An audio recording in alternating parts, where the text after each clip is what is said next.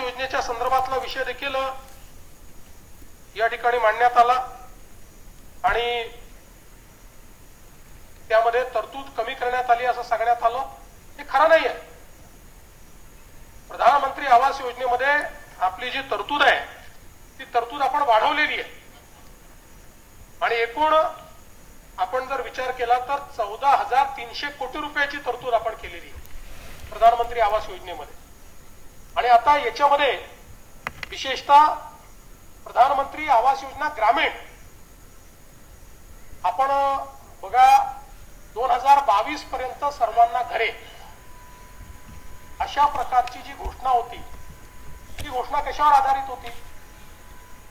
ती होती 2011च्या 12च्या एससीसीसी सेन्ससवर. एससीसीसी चा जो सोशिओ इकॉनॉमिक सेन्सस झाला होता त्यामध्ये महाराष्ट्रामध्ये जेवढे बेघर दाखवले होते, देशात जेवढे बेघर दाखवले होते त्यांना 2022 पर्यंत घर द्यायचं होतं. स्वतःच्या हक्काच्या घराचे स्वप्न पाहणाऱ्यांसाठी आता आनंदाची बातमी आहे. प्रधानमंत्री आवास योजना ग्रामीण 2026 आणि राज्य सरकारच्या विविध घरकुल योजनांच्या नियमात 2026 मध्ये खूप मोठे बदल करण्यात आलेले आहे. तुम्हाला घरकुल मंजूर झाली असेल यादी तर तुम्हाला या योजनेसाठी लागणारी कागदपत्रे ती जाणून घ्यायची असेल तर तुम्ही हा व्हिडिओ नक्की शेवटपर्यंत बघा. घरकुल योजना 2026 साठी नवीन नियम आणि वाढीव अनुदान. शासनाने 2026 वर्षासाठी सर्वांसाठी घरे मोहिमेअंतर्गत घरकुल अनुदानात वाढ केली आहे. जुन्या नियमानुसार मिळणारी रक्कम आता वाढलेली असून बांधकाम साहित्याच्या महागाईमुळे हा निर्णय घेण्यात आलेला आहे. महत्वाची ही अपडेट आहे. आता ज्यांच्याकडे घर बांधायला जागा नाही त्यांनी पंडित दीनदयाळ उपाध्याय जागा खरेदी योजना अंतर्गत त्यांना 50,000 पर्यंतचे अर्थसहाय्य मिळणार आहे. खूप मोठा हा बदल करण्यात आलेला आहे.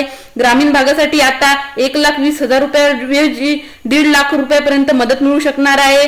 तर मनरेगा लाभ घरांच्या बांधकामासोबतच 90 दिवसाच्या रोजगाराची मजुरीही तुमच्या बँक खात्यामध्ये जमा होणार आहे. ही मजुरी सुमारे 23,000 ते 25,000 रुपये एवढी असू शकते. तर आता आपण बघणार आहोत की प्रधानमंत्री आवास योजना यादी याच्यामध्ये तुम्हाला जर घरकुल यादीत नाव कसे तपासायचे आहे ते बघायचे असेल तर तुम्ही बघू शकता स्क्रीनवरती. तर याच्यामध्ये तुम्ही बघू शकता पेमे ग्रामीणच्या अधिकृत वेबसाईटला तुम्हाला भेट देऊन तुम्हाला जे जे इथे दिलेले आहे ते सर्व तुम्हाला करणे. तुम्हाला त्या मेन्यू मध्ये जाऊन आवाज सॉफ्ट या पर्यायावर क्लिक करून रिपोर्ट या त्या निवडायचा आहे. त्यानंतर बेनिफिशियल डिटेल फॉर व्हेरिफिकेशन या लिंकवर तुम्हाला क्लिक करायचे आहे आणि महाराष्ट्र टाकायचा आहे, तुमचा जिल्हा टाकायचा आहे, तालुका टाकायचे, गाव निवडायचे आणि 2025-26 हा पर्याय निवडायचा आहे.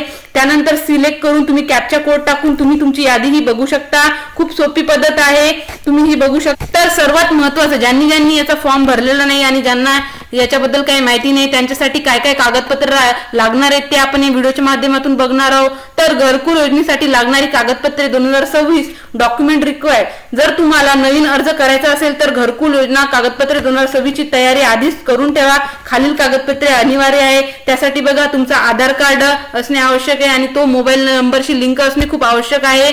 त्यानंतर बघा बँक पासबुक बँक खाते आधारशी संलग्न असावे म्हणजे लिंक असावे आणि तुम्ही जॉब कार्ड म्हणजे मनरेगा अंतर्गत जो तुम्हाला मजुरी मिळवण्यासाठी जो कार्ड आहे तो तुमच्या जवळ असणे आवश्यक आहे. त्यानंतर बघा स्वच्छ भारत मिशन नोंदणी क्रमांक असणे आवश्यक आहे. त्यानंतर तुम्हाला त्याच्यामध्ये 12,000चं अनुदान शिल्लक मिळेल ही एक गोष्ट लक्षात ठेवा. त्यानंतर तुमचा 7/12 आणि 8अ चा उतारा व जागेचा पुरावा असणं आवश्यक आहे. हे कागदपत्र खूप महत्वाचे आहे. त्यानंतर तुमचा उत्पन्नाचा दाखला तहसीलदार यांच्याकडील तुमच्याकडे उत्पन्नाचा दाखला असणे आवश्यक आहे आणि उत्पन्न हे तुमचे कमी असणे आवश्यक आहे. त्यानंतर जातीचा दाखला लागू असलेस SC ST प्रवर्गासाठी पुन्हा आहे तुमचा जातीचा दाखला असणे पण आवश्यक आहे. त्यानंतर घर नसल्याचे स्वयं घोषणापत्र म्हणजे सेल्फ डिक्लेरेशन तुमच्याजवळ असले पाहिजे. तुम्हाला ते फॉर्म फिल करून तिथे भरावे लागणार आहे. त्यानंतर तुम्ही बघू शकता घरकुल योजना तुम्हाला 1,50,000 पर्यंत तुम्हाला अनुदान मिळेल आणि नवीन नियम आणि अर्ज आपण बघितलेलेच आहेत की याच्यामध्ये काय काय लागणार आहे आणि जर तुम्हाला फॉर्म कशा प्रकारे भरायचा आहे ते बघा. जर तुम्हाला घरकुल योजना 2024 चा ऍप्लिकेशन प्रोसेस प्रधानमंत्री आवास योजना 2026 ऑनलाईन अर्ज करण्याची प्रक्रिया अधिक पारदर्शी झालेली आहे. बघा, ऑफलाईन जर अर्ज करत असाल तर तुम्हाला ग्रामीण भागात असाल तर ग्रामपंचायत कार्यालय जाऊन ग्रामसेवकाकडे अर्ज सादर करावा लागेल आणि जर तुम्हाला ऑनलाईन जर भरायचा असेल तर शहरी भागामध्ये तुम्ही CSC किंवा केंद्रावर जाऊन एखाद्या अधिकृत पोर्टलवर किंवा सेतूवर जाऊन सुद्धा तुम्ही हा फॉर्म भरू शकता. अशा प्रकारची खूप महत्त्वाची अपडेट होती. धन्यवाद व्हिडिओ शेवटपर्यंत बघितल्याबद्दल.